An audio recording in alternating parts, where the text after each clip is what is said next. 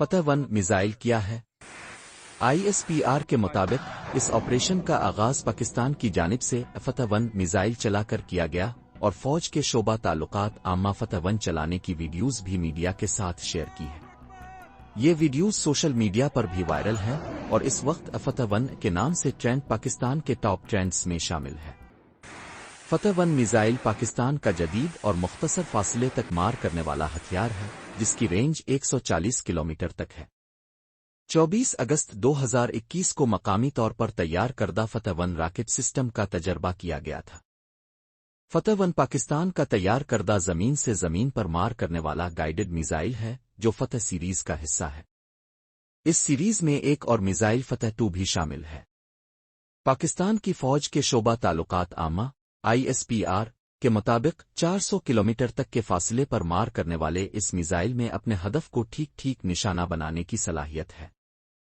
فتح 1 ہدف کے لحاظ سے 300500 کلو وار ہیڈ لے جانے کی صلاحیت بھی رکھتا ہے۔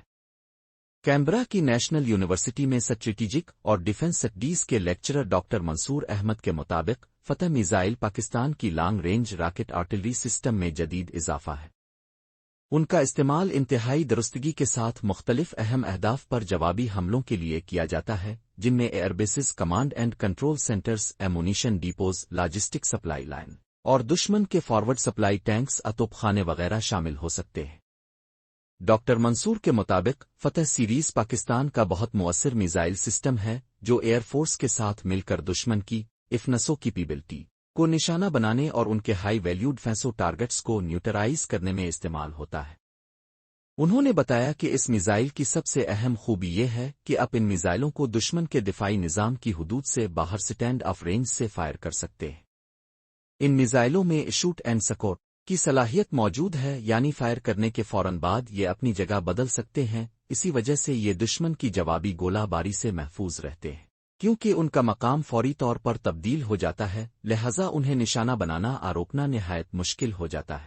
پاکستان نے فتح سیریز کے ground launched artillery rocket systems کا استعمال کیا ہے جو کہ امریکی high mobility artillery rocket system سے مشابہ ہیں اور جنہیں یوکرین میں انتہائی درستگی سے استعمال کیا جا رہا ہے۔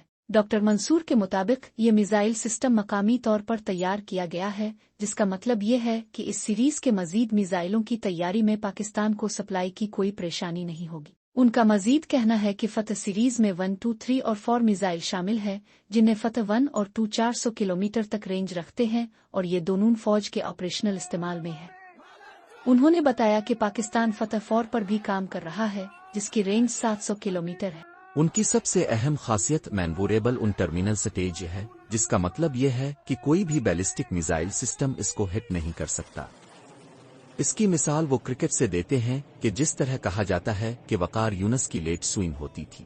اگر کوئی بالر صرف راپیس پر 160 کلومیٹر پر بال کر رہا ہے تو اس کا کوئی فائدہ نہیں، لیکن ایک بالر اگر 140 کی سپیڈ پر بھی بالنگ کر رہا ہے لیکن وہ لیٹ سوئنگ ہوتی ہے اور بالر ٹارگٹ پر پہنچنے سے پہلے اچانک اپنی ڈائریکشن تبدیل کر لیتا ہے تو جس طرح بیٹ اور بیٹسمن کے بیچ گیپ نکل آتا ہے اسی طرح ڈیفنس سسٹم کے بیچ گیپ نکل آتا ہے اور دشمن کے لانچ کیے گئے تمام میزائل کنفیوز ہو جاتے ہیں اور آنے والے راکٹ کو ہٹ نہیں کر پاتے۔ سید محمد علی کے مطابق اسرائیل کی طرح انڈیا کے دفاعی نظام کی بھی 3 تہیں ہیں۔ باہر والی تہ 400 ہے جس کی رینج 3 سے 400 کلومیٹر ہے۔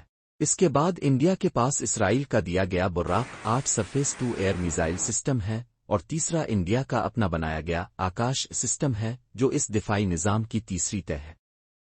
ان کا دعویٰ ہے کہ ٹرمینل سٹیج میں اس میزائل کی درستگی، رفتار اور مینوریبلٹی انڈیا کے تمام دفاعی نظاموں کو شکست دینے کی صلاحیت رکھتی ہے اور یہ پاکستان کے فل سپیکٹرم ڈیٹرنس دفاعی صلاحیت کے ذریعے دشمن کو روکنے کی حکمت عملی کا پہلا اور سب سے چھوٹا میزائل ہے۔